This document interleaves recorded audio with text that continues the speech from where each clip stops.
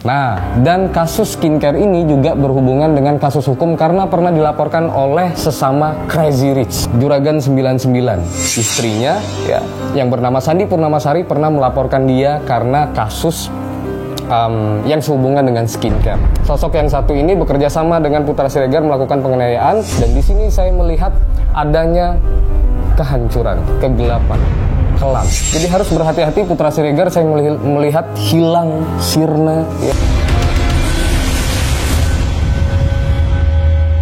Hai para netizen, apa kabar? Bertemu lagi dengan saya Hart Gumai di Ramalan Asik Melihat dari Mata Batin. Episode kali ini, ya, saya mendatangkan kabar dari salah satu Crazy Rich Jakarta Timur.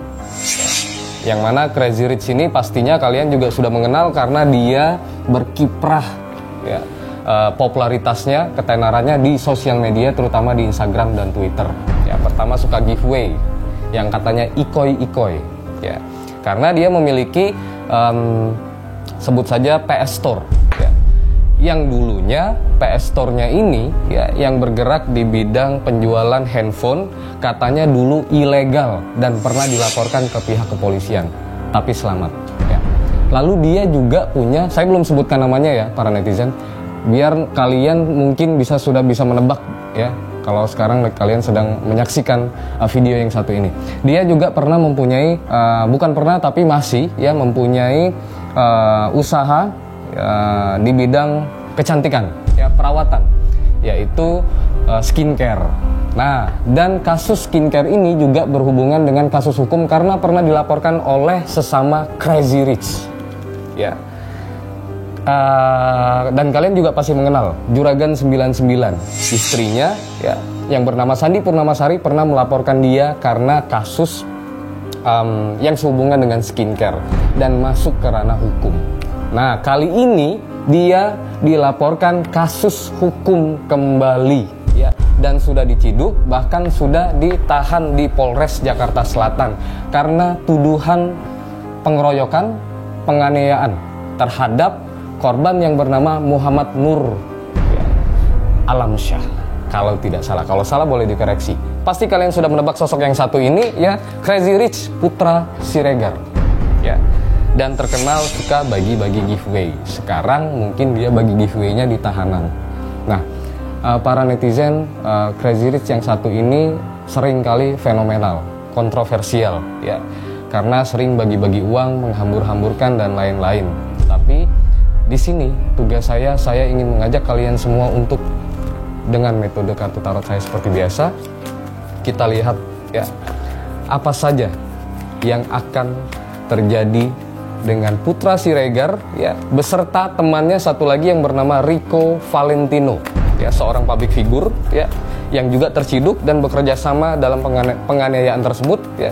Kita lihat ke depannya di sini apa yang akan terjadi dengan masa depan mereka, ya, dalam waktu dekat setelah ditangkap, diciduk oleh Polres Jakarta Selatan. Dan kita lihat juga mungkin di sini kita coba untuk mengulik masa lalu dalam waktu dekat pada saat kejadian penganiayaan di pagi hari di Cafe Senopati Jakarta Selatan, ya. Oke, Putra Siregar, saya mengambil kartu di sebelah kiri saya, ya, di tangan kanan saya ada satu kartu. Yang pertama di sini ada kartu The Sun, ya, kartu The Sun. Para netizen, entah ini kabar baik atau kabar buruk untuk kalian semua, ya, terutama mungkin untuk fansnya atau yang pernah mendapatkan giveaway dari Putra Siregar, karena di sini saya melihat ada kabar baik untuk Putra Siregar sendiri, ya, untuk Putra Siregar sendiri, karena saya melihat, wah, ternyata tidak akan lama, ya. Kalaupun sudah ditangkap, sudah menggunakan kaos orange yang bertuliskan tahanan, ya, sudah berdiri di balik jeruji, tapi saya melihat di penglihatan mata batin saya tidak akan lama. Dan di sini saya melihat ada the sun, ada matahari, ada sinar, ya. Saya menafsirkan ini, saya melihat Putra Siregar tidak akan lama. Ya, artinya dia akan kembali lagi berkiprah di luar sana dengan usaha-usaha bisnisnya yang lain. Ya iyalah, banyak uang, ya. Oke. Kabar baik kedua, saya melihat juga di sini adanya anak yang terlahir kembali lalu menunggangi kuda di tengah kebun, ya. Indah ya. Benar kata orang dulu, setelah penderitaan pasti ada kebahagiaan. Kesulitan ada kemudahan. Cuman kita tidak bisa bilang ini hal baik karena ini jelas penganiayaan adalah pelanggaran hukum dan norma-norma yang sudah ditentukan oleh negara dan agama. Nah, di sini kabar baik yang kedua, Putra Siregar saya melihat nanti akan merubah diri, ya. Jadi Putra Siregar, sosok Crazy Rich yang satu ini nantinya saya melihat akan ada perubahan, ya. Dalam masa depannya di waktu dekat dia akan mencoba untuk merubah sifatnya, wataknya menjadi lebih baik, ya, lebih was-was, lebih waspada terhadap hal-hal kejadian-kejadian yang ada di sekitarnya, ya. Seperti anak yang terlahir kembali, ya, belajar lagi segala sesuatunya. Saya sampaikan ini di penglihatan mata batin saya apabila memang terjadi. Kalaupun tidak terjadi artinya ada kelalaian atau adanya ketidakteguhan hati karena tergoda dari teman-teman atau sahabat sekitar sehingga tidak bisa merubah diri, ya. Oke, para netizen, di sini saya diarahkan untuk mengambil kartu berikutnya, kartu kedua di sebelah kanan saya di ujung, ya. Di kartu kedua di sini ada Nine of Swords, ya. Nine of Swords. Di sini ada 9 pedang yang sedang menunggu sosok manusia yang sedang terguling santai tapi lelah. Kabar buruk, ya, kabar baik untuk Putra Siregar tapi kabar buruk untuk Rico Valentino. Ya, kalau tidak salah namanya Rico Valentino, kalau salah boleh dikoreksi.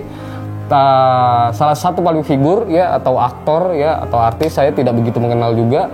Tapi yang pasti sosok yang satu ini bekerja sama dengan Putra Siregar melakukan penganiayaan, dan di sini saya melihat adanya kehancuran, kegelapan, kelam, ya, tidak ada perubahan, begitu-begitu saja, ya, tidak ada pembelajaran yang dia ambil untuk Rico Valentino.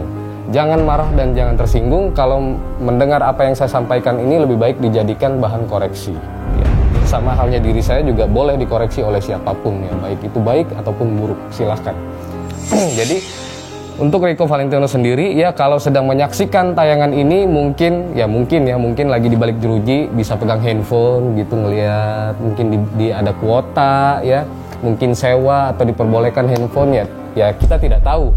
Karena kenapa para netizen, ya, tepat hari ini saya melihat sendiri di sosial media ramai sekali para netizen memperbincangkan dan meributkan kok bisa Rico Valentino dan Putra Siregar di dalam penjara ditahan tapi sosial medianya aktif. Jawaban dari Polres Jakarta Selatan, ada adminnya. Ya iya Pak, kalau nggak ada adminnya goib dong, ya, setan dong berarti yang main handphone. Oke, tapi saya luruskan sekali lagi, ya, kita di sini, saya sendiri juga membenarkan apa kata Polres Jakarta Selatan bahwa setiap public figure, selebritis, artis, ya, ataupun tokoh publik, 90% atau 99% mostly mereka menggunakan admin, asisten, ya, manajer, katakanlah seperti itu untuk memegang sosial medianya, kecuali saya, karena saya bukan siapa-siapa. Nah, banyak orang di sana, ya, mereka menggunakan admin, apalagi seorang Crazy Rich, ya, Crazy Rich, kaya gila, itu bahasa Indonesianya, ya. Nah, jadi orang-orang kaya gila ini biasanya mereka kalau menggunakan handphone itu pakai admin karena sibuk dan lain-lain. Nah, para netizen, di sini saya melihat kembali lagi kabar buruk untuk Rico Valentino ke depannya, ya. Lalu apa yang harus dilakukan oleh sosok Rico Valentino supaya semua menjadi lebih baik dan tidak terjadi hal buruk? Perbaiki diri, ya. Jangan lakukan lagi hal-hal buruk, ya, jauhi segala macam hal-hal buruk, ya, baik itu penganiayaan, dendam, narkoba, kriminal, apapun itu, ya. Oke, selanjutnya saya diarahkan untuk kartu yang ketiga di tengah. Saya ambil di sini ada kartu Seven of Pentacles. Seven of Pentacles kembali lagi untuk Crazy Rich, ya, Putra Siregar. Saya melihat adanya kerugian yang sangat besar, merosot, ya, dari sisi materi, keuangan, omset, ya, dari berbagai usaha bisnis yang dimiliki oleh Putra Siregar. Saya tambahkan satu lagi para netizen, Putra Siregar ini juga memiliki usaha di bidang selain handphone ilegal, ya, dia juga memiliki usaha kerjasama. Saya bisa bilang ini apa ya, persatuan sepak bola.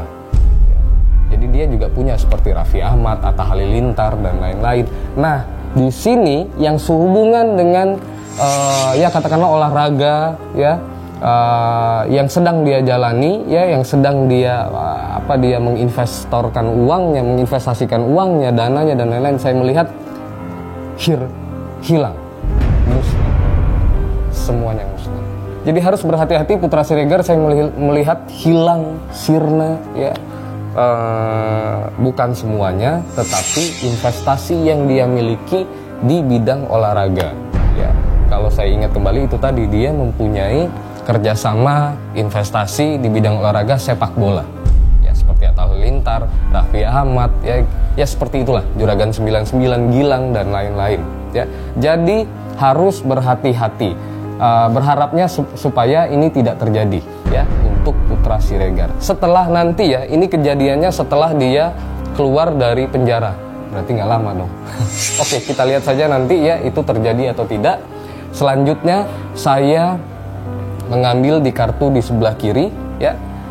Lalu yang terakhir kartu di bagian sebelah kanan.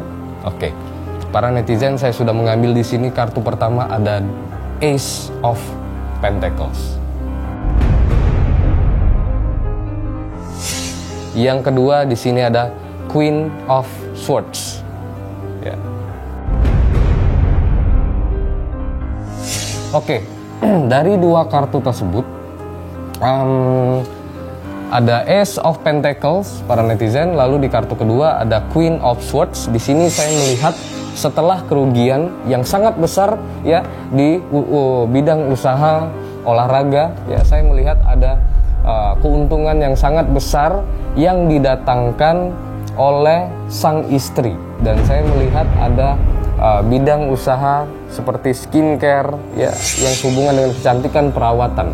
Dan ini datangnya rezekinya dari sang istri, Queen of Swords. Putra Siregar, Rico Valentino, kalau kalian sudah menganiaya orang, maka jangan sia-siakan istri, ya, karena saya melihat di sini ternyata istrimu adalah pembawa hoki, pembawa rezeki, ya, dan bisa mendatangkan uang yang banyak.